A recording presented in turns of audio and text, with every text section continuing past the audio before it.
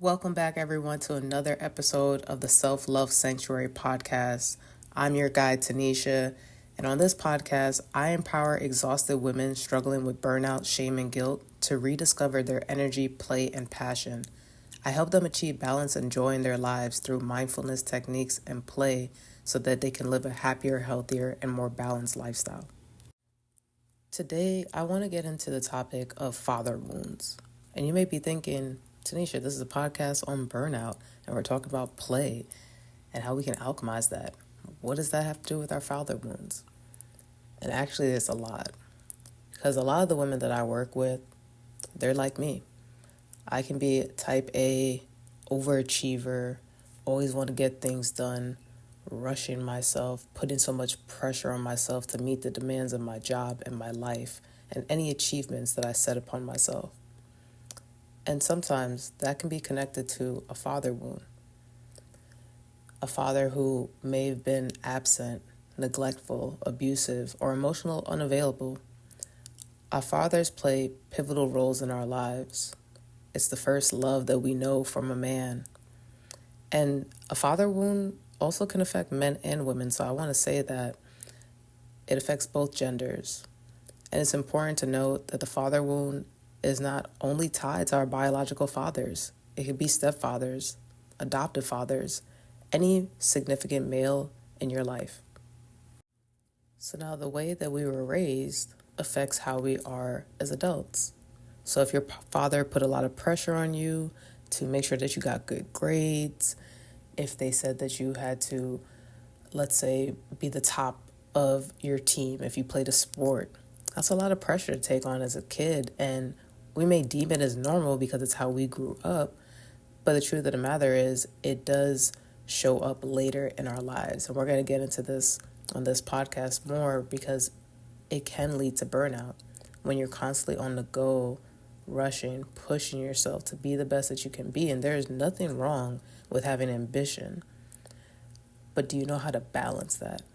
And I'm going to get into my own story on this podcast with how I have dealt with my father wounds, and I still am dealing with it as I'm working with women who are feeling burnout. I'm realizing my link more and more as to ways that I have felt burnout and how it has linked back to my childhood wounds and my inner child and how she wasn't always seen.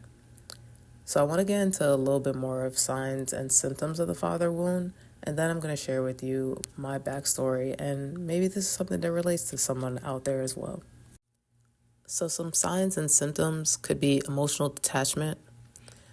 Maybe your father struggled with forming and maintaining emotional connections. Maybe they were hard at expressing their vulnerability. A fear of intimacy could look like saying, I love you, or giving you a hug.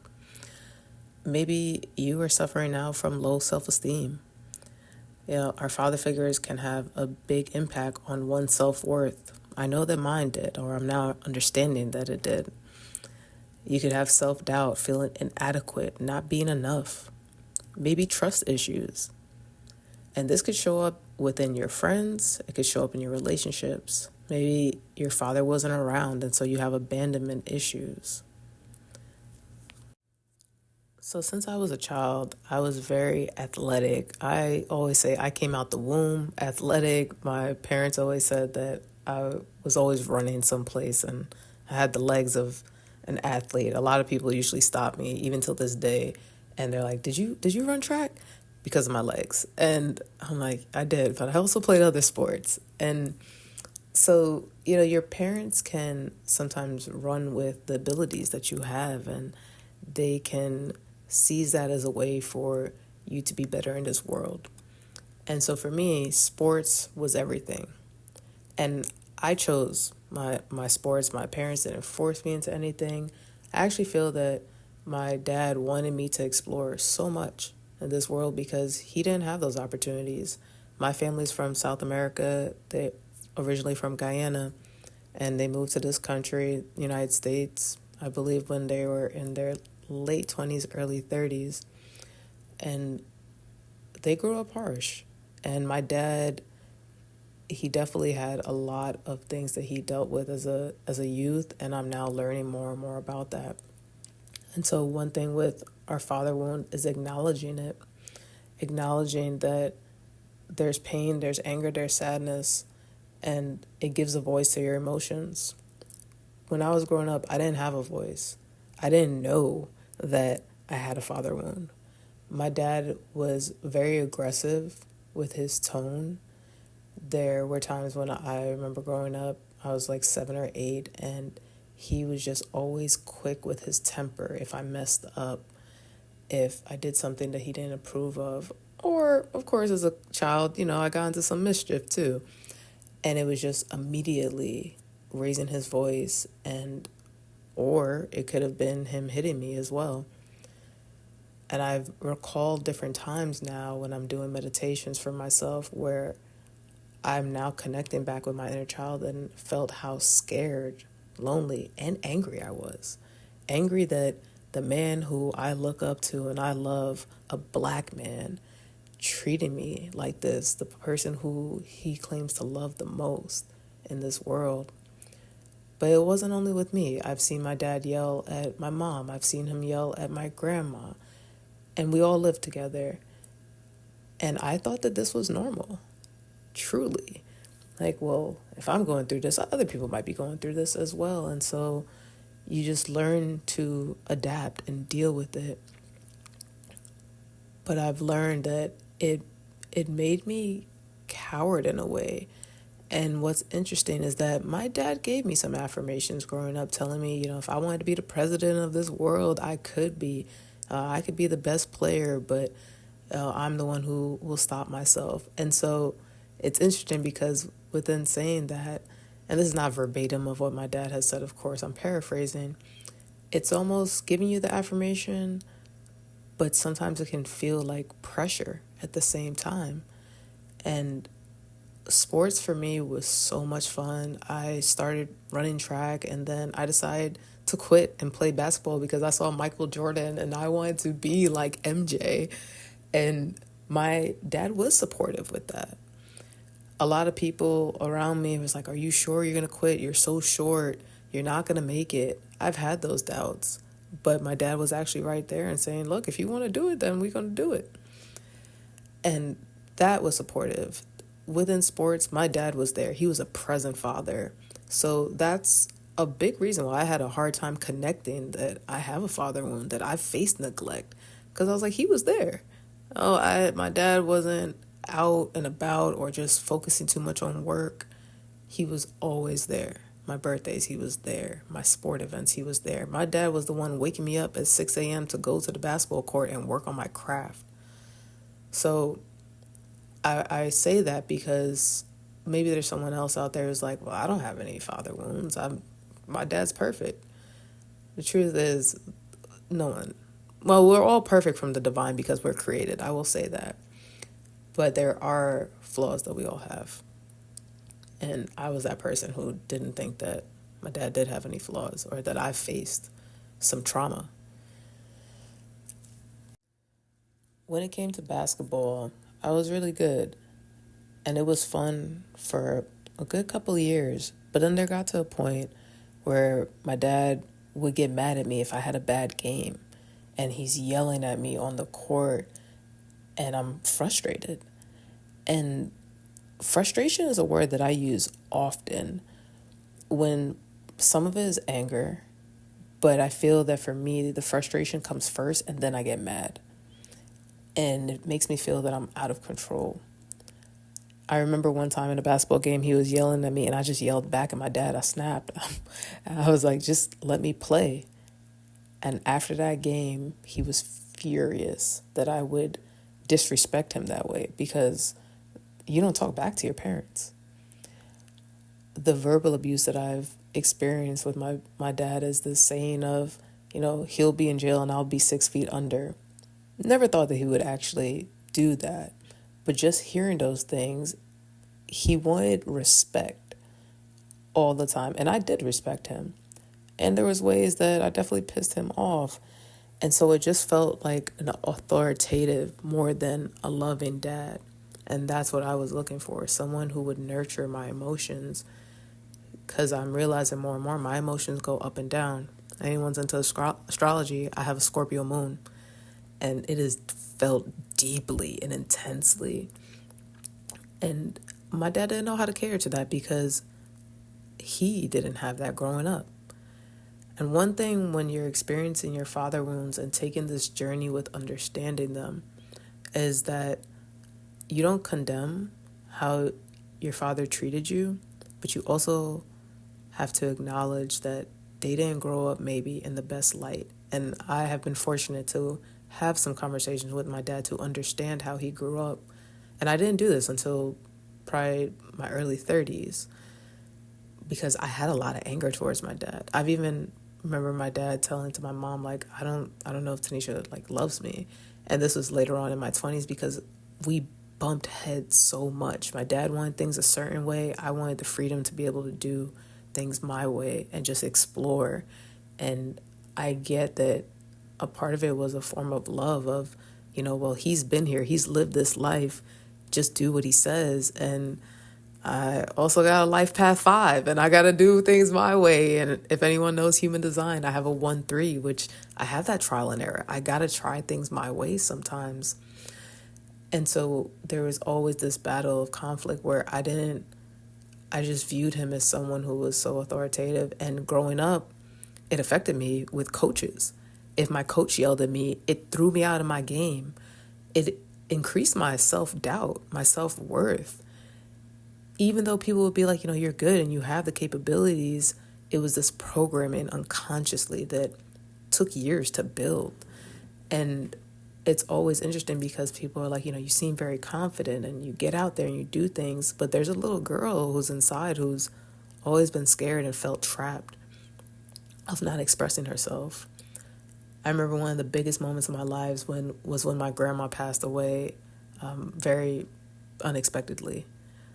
And it was the worst day of my life. I was roughly in the 6th grade, and my mom is just tears flowing, and I'm sad. And I remember my dad saying to me, don't cry, because he didn't say this, but he couldn't handle both my mom's and I emotions. He doesn't really do well with emotions. I don't cry in front of my dad because of that. And it just goes to show he didn't say never cry in front of me, but my brain took it like I don't feel safe crying in front of my own dad. And when he would have hard conversations with me, he's a very stern, analytical man. I could feel there were times where I wanted to cry and I might turn my back to him or move to the side and let some tears flow and then just bottle it up. And ladies, bottling up your emotions is the worst thing that you can do because that's when that emotional pain manifests to physical pain. And I've had times where my lower back has hurt, my shoulders have hurt, had a stiff neck, and I didn't understand the correlations back then. But the body keeps score. That's an amazing book to read if anyone has ever read it. The body really does keep score if you just hide these things. And so growing up having that, it was tough, and it has translated into me blowing up on people. In my relationships specifically, I have had issues with trusting men, and it all comes from having a hard time of trusting my dad and how I felt. And this is no shame or blame against my dad. I have kept these emotions in and been feeling guilty and understanding now why I have low self-esteem, self-doubt. And one of the ways that I've been healing is through journaling, which is something I will be walking you all through. Acknowledging the father wound is the first thing. Identifying your patterns and triggers, which is what I've been walking you through with my story, is the next thing. Tracking your recurring emotions, behaviors, your beliefs from this wound. Cultivating self-compassion. And journaling really provides this for you to let it all out. Be mad, be sad, curse him out. But at the end, show the self-compassion and nurture the wounded little you. Express yourself and even reconstructing how it could look. You're able to do this work. This is how you empower yourself. Revisit past experiences and have new ideas, new perspectives, and also challenge the thoughts and the scenarios. You can also do this through meditation. I have looked up on Insight Timer. I love that app where they have father wound meditations. And I will listen to it and go back to moments in my childhood where I felt scared, where I felt alone, where I felt mad with my dad. But then the repatterning of that same scenario of how I would have liked it to go. And 9 times out of 10, I feel better because it's a release. If you're 40, you have, so many years of trapped emotions with your father wound that maybe you haven't expressed before. And so this takes time. That's why I said at the beginning, I'm still working on it because I'm now choosing me. I'm now choosing to have a different experience. I want a different relationship with my dad. An affirmation that I say all the time is all my relationships are harmonious, because that is the energy that I want to put out. I no longer want to have low patience around my dad because I feel that frustration coming up. It truly defeats me more than it helps me. The emotional release, the increased self-awareness, the empowerment that one can have through journaling, it's beautiful. And I would encourage everyone to try that, because you don't have to have the conversation with your father. And if your father is no longer on this physical plane, then it can be harder if you're not doing meditations to be able to tap in and have these conversations.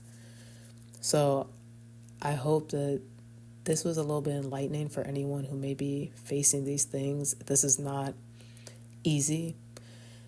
This is the non-easy work part, but there are ways where I have incorporated play into it as well. But first, I want to give you guys some journaling prompts just in case you do want to try this practice out. And it's very easy to just Google father prompts and just see what resonates with you. But I'm going to leave you with 2 that I think that are great. Write about the first time you realized you had a father wound. What emotions did it stir in you? And then the second question is, what is one thing you wish your father understood about you? Why do you think he doesn't? This question, even rereading it to you all, I can feel that it brings up things because there's so much that I'm still unpacking within myself. And one thing that I wish my dad understood about me, just to share with you all, is that I wish he understood how emotional I actually am. My dad always you're so strong, you can handle anything. But there's that quote, right, that the strong friend needs holding too, just paraphrasing that. And I just want to be held and seen and understood and be able to just cry it out to him and feel that safety. And why I think he doesn't is because we haven't had that conversation. I haven't felt the courage or the safety to have that. Why doesn't he? Because he didn't grow up with that emotional safety. He didn't grow up understanding his emotions or having the place to be able to express it. It was a hard knock life, the way that he grew up, where it was about survival first. And I can now understand those things about my dad's story. So I hope that you will explore this of your own. And then for how do we cultivate and alchemize this in a fun way, because you're going to want a way to release this in a more playful manner, which is why I love the work that I do with women, because there is the hard work and there's a part where we can make this enjoyable too. It doesn't always have to be the tough work of releasing. So I love doing a burn release ritual, and this may or may not seem fun, but you can write down all the things that have impacted you in your father wounds and then say them out loud to yourself.